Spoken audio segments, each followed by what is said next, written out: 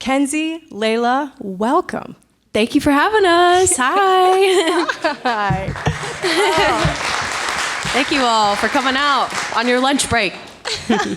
So can I tell you, we started playing Girl Tones last year. I think Blame was probably the first track that we played from you.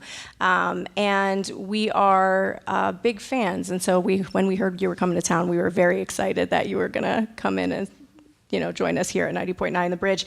You have, I know you're working toward an album release, though the way that the face of music has changed and it is a single world. But your release is on Parallel Vision in partnership with Big Loud Rock, and that is, of course, Parallel Vision is Bradshaw's label, who is of Cage the Elephant. You've toured with people, for people who are not very familiar with Girl Tones, you've toured with people like the Velveteers, Silver Sun Pickups, Cage the Elephant, tonight with Peter McPoland. You grew up on a farm in Bowling Green, Kentucky, and I think ultimately that's what led Brad Schultz of Cage the Elephant, because they're from the area. That's how they discovered you. But the thing that I think gets lost in a lot of the stuff that I'm seeing online is that Brad wouldn't have discovered you if you weren't worth discovering. Yeah. So thanks for having awesome artistry. Well, thank you. You've talked about how, though, you came from a rural area and it was a woman-run farm. I know your mom used to be a biologist and also a musician, but can you elaborate on that? Like, what was this farm? What type of farm? What do you mean by woman-run? Well, to be honest, we do live out on when we say farm, we more so mean just like a large piece of land. Yeah. I mean, Layla and I used to work on an actual farm out in a rural area with like chickens and cows and tons of vegetables. So we definitely have put in our time as farmers, believe it or not. Especially in the winter. That was pretty crazy. Yeah. But I would say nowadays we just live out on this beautiful piece of land with our family, and we have like a creek and everything, and so we just love nature and back to basics, I guess. So I'm just curious, just because I have never had the opportunity to work on a farm. Like, is this like down in the mud, like you did I don't know, milking? Like, did you have to slaughter chickens? I mean, what does this look like? I'm very curious. What does this look like? We were a little too young for that part of the work. We were more like harvesting the vegetables and feeding the pigs and that kind of thing. Mm-hmm. That's so funny to talk about. Yeah. All right. Well, with that being said, though, again, your mother was a biologist. She was also a musician. Your father was a musician. So you grew up in a family household. I mean, you've been with instruments from the time you were, 5? Like, very young. Yes. Right? And so your music is very Riot Girl, right? It is very grunge. And these are genres that don't often get compared to, like, classical. Yeah. But you are classically trained. I mean, Kenzie, you were on the cello. Yes. I mean, until you were like 15. You had years and years on the cello. Layla, the piano. So I'm assuming there had to be like a very conscious, decided effort. So like, what was that deeper motivation that caused you to go the route, which we love, by the way? Yeah. But what was that motivation? I would say we were getting bored of classical music a little bit. I love classical music. We still play it every once in a while, but I would say you get to that age of just being a teenager and like you want to do something different, right? So my dad, like you said, was a drummer, or he is a drummer, and he was like introducing us to different types of, they always were playing music in the house, everything. And he introduced us to the White Stripes. And that kind of sealed the deal for us that like we can write our own songs. We don't have to read it off of a page and like have someone tell us how to play music, right? We can do it ourselves. And so I do think there are tons of pros to us having a classically trained background, because now we're able to write more melodically, where I think it's more interesting. I think we're able to write catchier songs. So I think it just overall helped us and enhanced the rock side for us, I would say. And going from a fretless cello to a fretted guitar is a lot. It's kind of like a cheat code, the frets. So Are there any plans in the future to incorporate Kenzie Crow and the Flaming Hots? Oh no! Oh no! You did your research. You know, we'll go downstairs with our parents every once in a while and mess around. So it's always a thing. For those who don't know, that's our family band. But How did that come about? Like playing with your family though? Like how did that first gig, like what did that look like? I don't even remember how we started. I think, well, Kenzie had started guitar and I was still kind of bouncing around instruments. So I think it was just kind of like we sat down with our dad because he played drums. So I wasn't even playing drums at the time. And just kind of started messing around. And I think he was just like, he wanted to do a family With band. his daughters, Yeah. you know? And then mom she picked up the bass just to join the band. Yeah. I love that. Your song, I mentioned that we play Blame. We also play Volcano. Yes. And look, we are in the Midwest, and we are very familiar Yes. with 'tis tornado season. Volcanoes are not tornadoes. Right. However, that song has a bit of a tornado reference, and I heard that's Yes. kind of where it all came from. Yeah. I see you're okay. Is the house the farm okay? Absolutely, yes. Okay. I mean, you guys probably know way more than me about the tornadoes around here, for sure. But Kentucky is starting to get really bad tornadoes. Like, our little city got hit really hard a couple Decembers ago. And it's just something we're learning to deal with more and more. So we're kind of joining you guys in that. So the song kind of stemmed from us kind of, sorry, I'm out of breath a little bit. Understandable after that performance. Thank you for that. So the song kind of came from, we were just like huddling in the basement during a tornado warning. And we were just thinking about just the chaos that ensues from tornadoes. You all know way more than me about this, but it's like something we're experiencing a lot more recently. And I would say I did change the name to Volcano because it kind of applied a little bit more. It sounded cooler, I'm not gonna lie. But it did kind of play into the whole just pressure building up in a volcano. That's kind of the lyrics. And it's just mostly about just talking about work pressures or maybe pressures in your personal life and just how chaos can ensue from life in general. So that's kind of what it's about. Well, I'm sorry that you're having to deal with that, but we're all very You well. all too, Probably going to I happen mean. tonight, everybody, if you haven't looked at the weather. Just be careful, everyone. Be careful out there. Yes. Like later tonight, like way later after the show. Okay. Oh, yeah. So, it is Women's History Month, and March is Women's History Month. And I had found a thing that said that you received earlier on in your career, which, to be fair, is not that long ago. Of course, we did have a pause for COVID. But you received a grant from a women's organization where you were focusing on, quote, the hypocrisy as young women growing up in the South. And it just to me sounds like there's a story there. So can you elaborate more on that? You're right. That was a long time ago. I think back when I was younger, I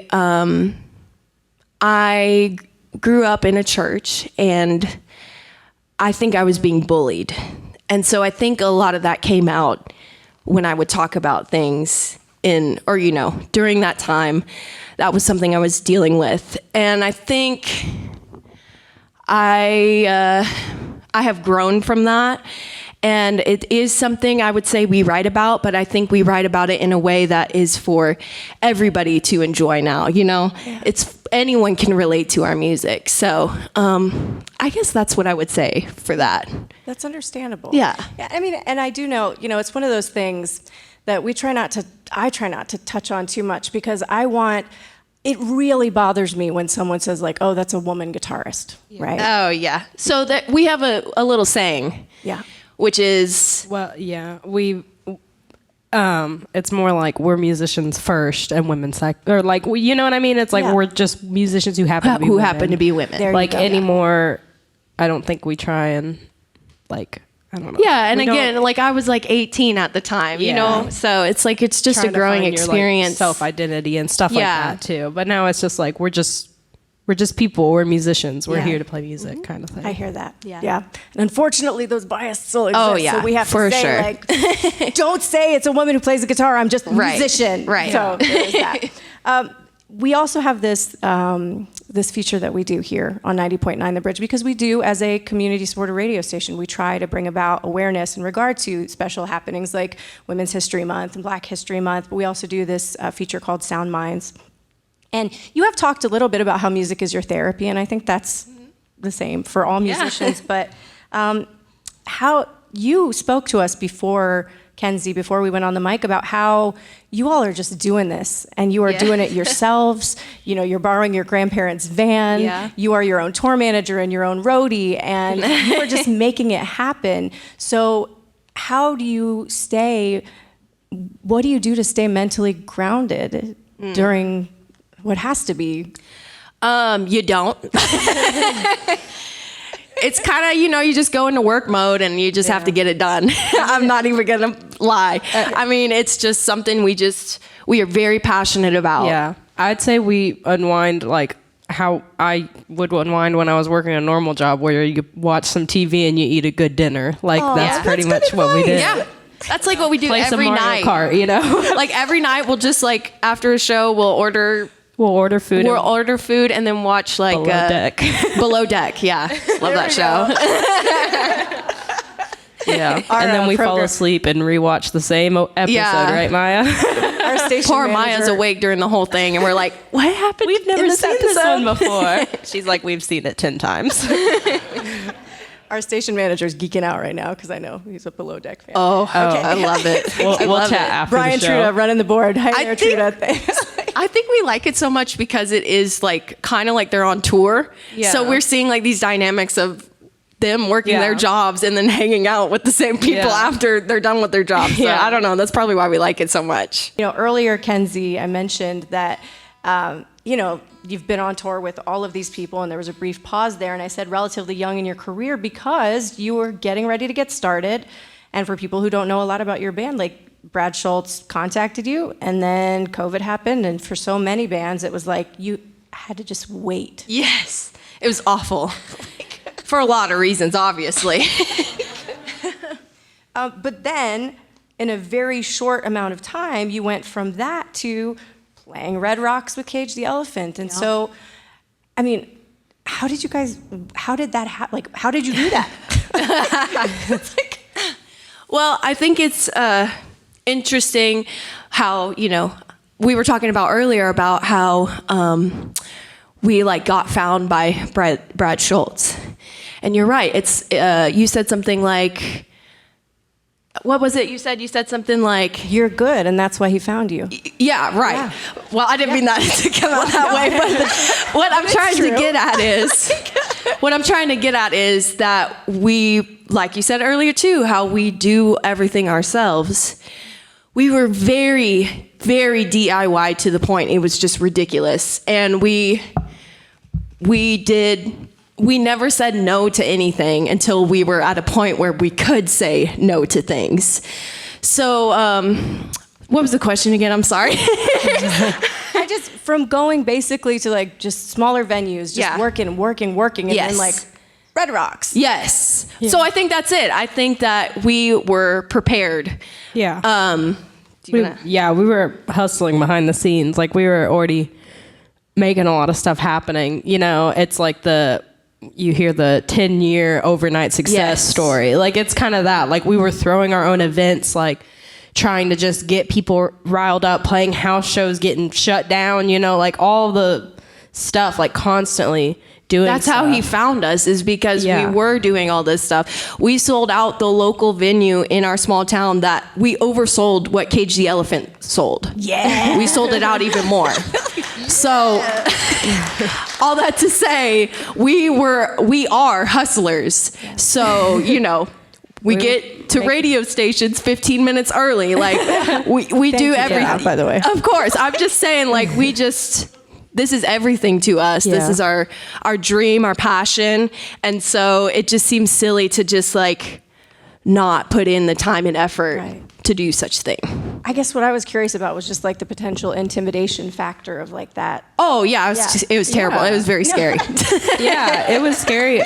When we started doing we did like 4 or 5 shows with Cage in the States. I was in college at the time, so I was like taking exams in the backstage before we went on. So like I was like Extra stress. very stressed out, and so finally taking that leap of like when it was like looking like the next year was going to start getting full of like touring, it was like, well, I have to make that choice. And so it's like it was extremely stressful, and it was like, it's funny how supportive our parents are, because it was like I told them that I was dropping out and I was the only one upset about it.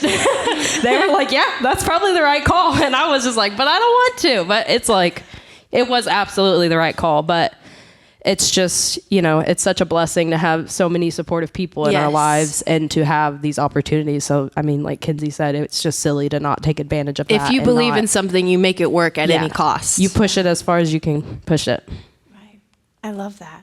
Well, and I guess, so for my next question then, I just don't even know how you would have the time, but like besides performing, do you see yourselves taking on roles like production or activism or mentoring other artists? Is that something that you see room for, or that you have a plan for? Probably not right now. Yeah, right now. Understandable. But it'd be fun to be a voice actor at some point. Yeah, acting. We like acting. Like, I that think- would be fun. Yeah, but like down the side line, things like that, but I don't think I would push it quite as far. I'd do like one role and then probably retire. Or you would fall in love with it in that Yeah, way. you never know. Yeah. You never know. We cannot thank you enough for taking the time. Thank you. And we say this to all of the artists that come in, but it really is, we understand. And for people who are listening, again, community-supported radio, like, you're not getting paid for this. This is a thing where you have volunteered your time, your effort, your artistry to stop by and do this. And so, you don't have to. This is not something you have to do, and especially as much as you guys hustle. Like, Well, it's a pleasure to be here. Yes, it's an honor. thank you. Thanks for taking the time, and we look forward to seeing you tonight out at the Truman. Yes. Awesome. Thank you all. Girl Tones on Thank you so 90.9 much. The Bridge. Thank you.